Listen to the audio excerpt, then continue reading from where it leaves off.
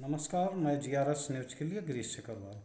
आज के इस ब्लॉग में मैं बात करने वाला हूँ मणिपुर की। वह मणिपुर जो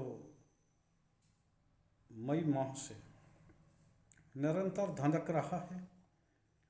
सेना की तैनाती है मणिपुर में, तमाम अर्धसैनिक बल वहाँ तैनात हैं, लेकिन अभी भी जो अविश्वास की खाई मतई और कुकी समुदाय के बीच में जो हुई है, वो अभी तक उसकी पूर्ति नहीं हो पाई है। दूसरी ओर मणिपुर सरकार की ओर से एडिटर गिल्ड ऑफ इंडिया के 4 संपादकों के खिलाफ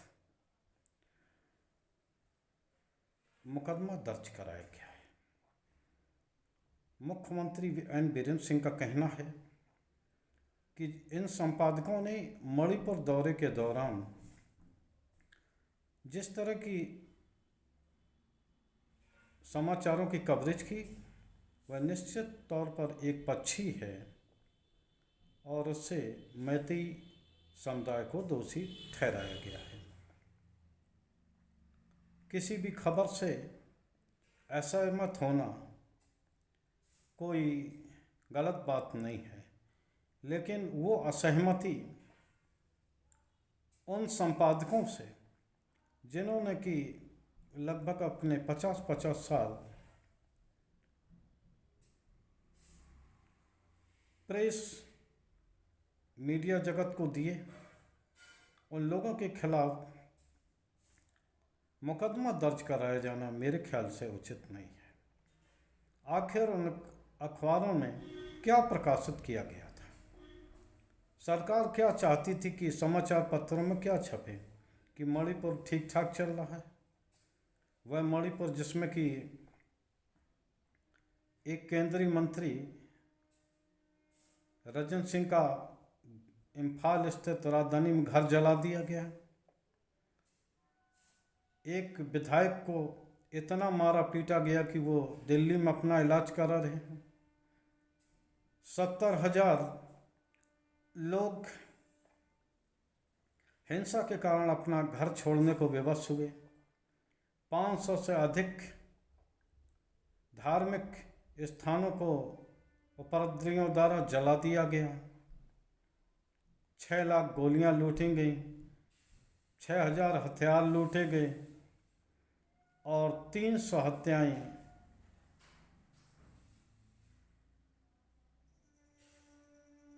सरकार ने मानी हैं।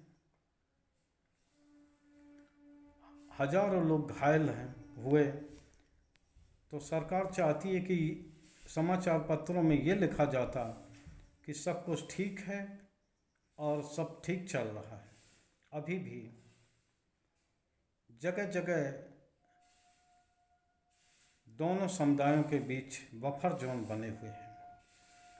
पुलिस और सेना की तैनाती के बावजूद भी अविश्वास की भावना इतनी घर कर गई है कि उन समुदायों ने अपने बस्तियों की पहरेदारी के लिए अपने स्वयंसेवक नियुक्त किए और उधर मुख्यमंत्री उन पत्रकारों को मुकदमे के भय से दबाना चाहते हैं जिन लोगों ने मणिपुर में जाके वहाँ वास्तविक स्थिति को अपने समाचार पत्रों में प्रकाशित करने का काम किया। निश्चित तौर पर 2014 के बाद जिस तरह की परिस्थिति मीडिया जगत के लिए हम लोगों ने देखी, वो शर्म की बात है। मीडिया जो कि चौथा स्तंभ कहा जाता था लोकतंत्र का, आज सत्ता के हाँ में हाँ मिला रहा है। जो पत्रकार सत्ता से हाँ में हाँ नहीं मिला रहे हैं, या तो वो अपने नौकरी छोड़ने को विवश हुए हैं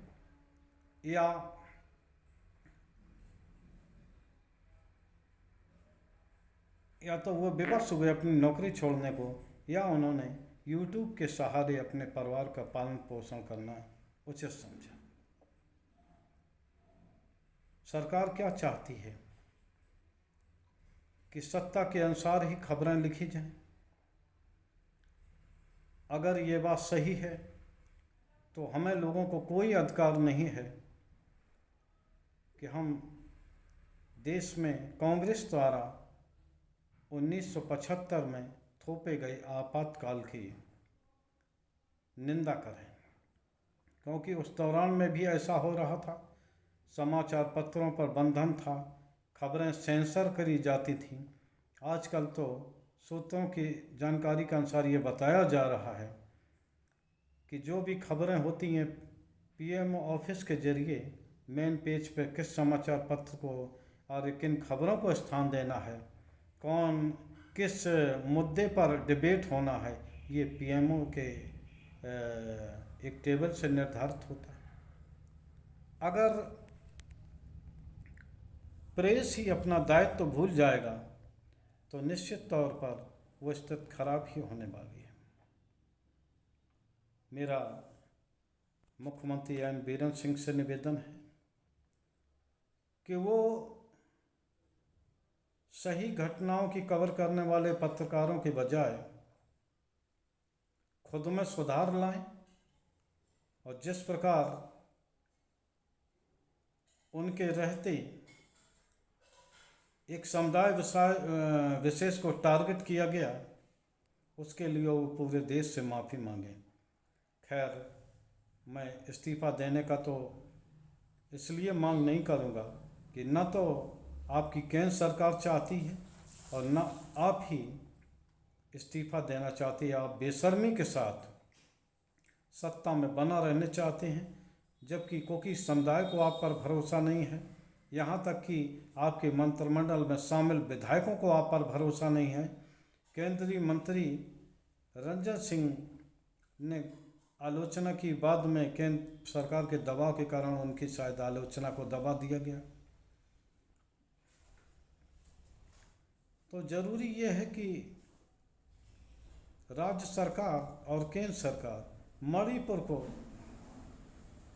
मणिपुर की स्थिति सुधारने में अपनी ऊर्जा का इस्तेमाल करे, न सिर्फ इसमें अपनी ऊर्जा खपाए कि अगर कोई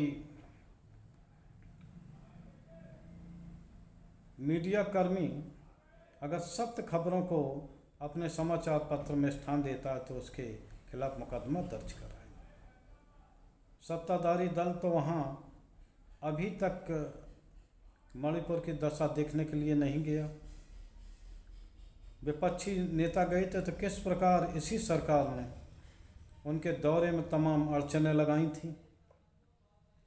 उसके बावजूद किस प्रकार मणिपुर के मुद्दे को उठाने के लिए विपक्षी दलों को अविश्वास प्रस्ताव का सहारा लेना पड़ा। पूरे देश ने ये देखा। होना तो ये चाहिए था, मणिपुर की स्थिति को न संभालने के कारण कम से कम देश के गृह मंत्री, और न होता तो कम से कम मुख्यमंत्री को तो इस्तीफा देना ही चाहिए था। लेकिन मुख्यमंत्री इतने बेशर्मी के साथ, जब उन्हें इस वीडियो पर सवाल किया गया था कि किस तरह दो महिलाओं को नग्न कर उनकी सार्वजनिक रूप से परेड कराई गई, तो उन्होंने कहा कि ये एक मामला नहीं, ऐसे तो सैकड़ों मामले। वो मुख्यमंत्री किस मजबूरी बस अभी तक मणिपुर में बनाए रखे गए हैं, मुझे तो समझ में नहीं आता है। आखिर ऐसी क्या मजबूरी है? मात्र ये मजबूरी हो सकती है कि अगर मैतेई समुदाय के मुख्यमंत्री को अगर हम हटाएंगे तो हो सकता है कि लोकसभा चुनाव में उस समुदाय के लोग जो कि करीब 40% हैं, तो वो हो सकता है कि सरकार को वोट न दें और उनकी एक आध सीट मणिपुर से कम हो जाए। मात्र सीटों के लिए ही आप राजनीति करते हैं। आपका जो कर्तव्य है, पूरी जो भी राज्य में रहते हैं, जो भी आपके देश में रहते हैं, उन्हें सुरक्षा प्रदान करना। तो सरकार अपना काम न करके अपनी ऊर्जा को उन लोगों के पीछे लगा रही है जो कि शासन की आँख और कान होना चाहिए। जब आप आँख बंद कर लेंगे और कान को भी ज़बरदस्ती बंद करने का प्रयास करेंगे तो निश्चित तौर पर से स्थितियाँ तो बिगड़ेंगी ही। केंद्र सरकार से निवेदन है कि वो इस बारे में पहल करके और जो संपादकों के खिलाफ मुकदमा दर्ज कराया गया उसको एक्सपंज करें और मुख्यमंत्री से कम माफ़ी मांगने की तो मांग कर ही दे। आज के ब्लॉग में बस इतना ही। जय हिंद, जय भारत।